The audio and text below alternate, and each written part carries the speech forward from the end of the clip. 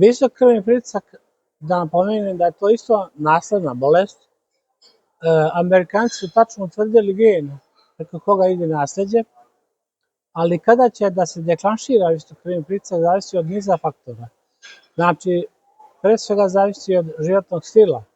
Ako mi sedimo 8 sati, ako se nerviramo, ako pušimo, ako to bogato zaljevamo alkoholom, onda znači on će mnogo pre da se deklanšira, recimo sa 30 i nešto godina, ili recimo ako ne sedimo 8 sati, jer čovjek je stvoren da bi se, što je rekao profesor Relac, gibao, ne, da bi se kretao. Dakle, za čovjeka je veliki stres kada sedi 7 sati na radnom mjestu ili 8. Znači,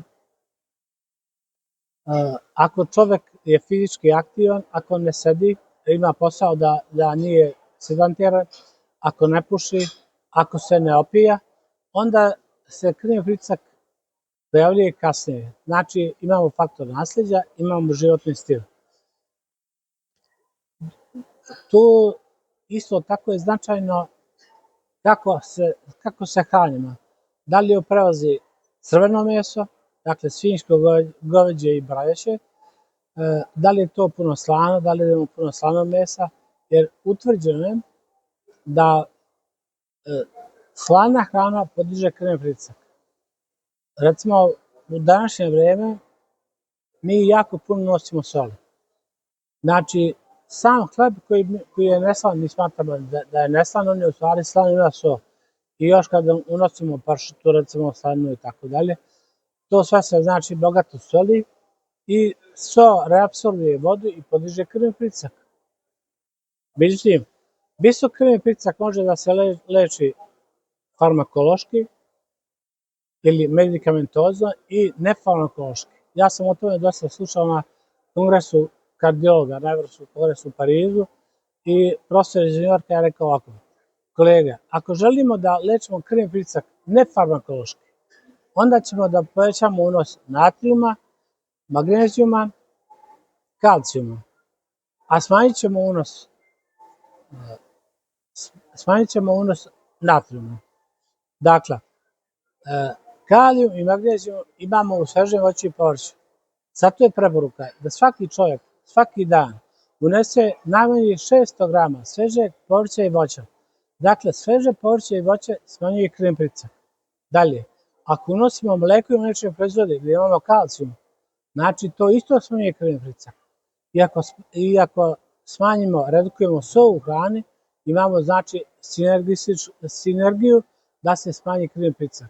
Ako pored toga uključimo svakodnevnu rekreativnu fizičku aktivnost, preporuka Eurosol žena kardiologa je da bude najmanje pola sata. To važi i za odrasle osobe.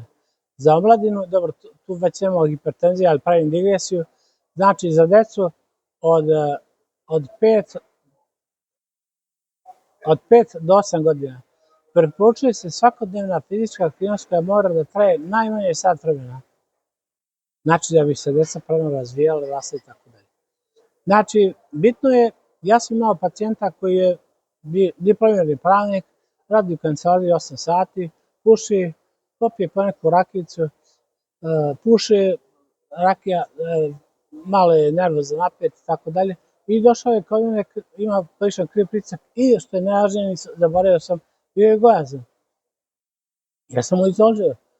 On me pitao da li može bez tableta. Ja sam rekao da može. U ovoj fazi ćemo da uključimo jedan dobar lek, pošto ima manje od 55 godina, to je bioacid inhibitor, i da promijeni životni stil, i kad oslabi bar 7 kg, vidjet ćemo da li treba dalje da ide, a treba da oslabi nam 10 kg. I on je prihvatio sve. Znači, posle negde mjesec i po dana, 2 mjeseca, on je oslabio 10 kg, ostavio cigarete, redukovao alkohol, uključio fizičku aktivnost i ja sam mu isključio medikamentoznu terapiju. Znači, velika je stvar da ljudi znaju da mi možemo da lečimo krvni pritisak nefarmakološki. Ja sam imao pacijente koji mi kažu: doktor, neću pijem lekove. A kažem, nema problema, odlično. Jer kaže, ako kad uzmem terapiju za pritisak, pijem do kraja života. imam mlade ljude od 35 godina i tako dalje. Ja kažem, odlično, nema problema, ali promeni životni stil. Ne možeš da živiš kao do sad. Znači, vrlo bitno da se ostavi cigarete, da se redukuje telesna težina, da se hrane pravilno, da se češće pravi odmori. Svaka 3-4 mjeseca je idealno da čovjek ode 2 nedelje, 10 dana ili bar 7 dana na planinu, more, banju i tako dalje. I to je veliki benefit za organizam.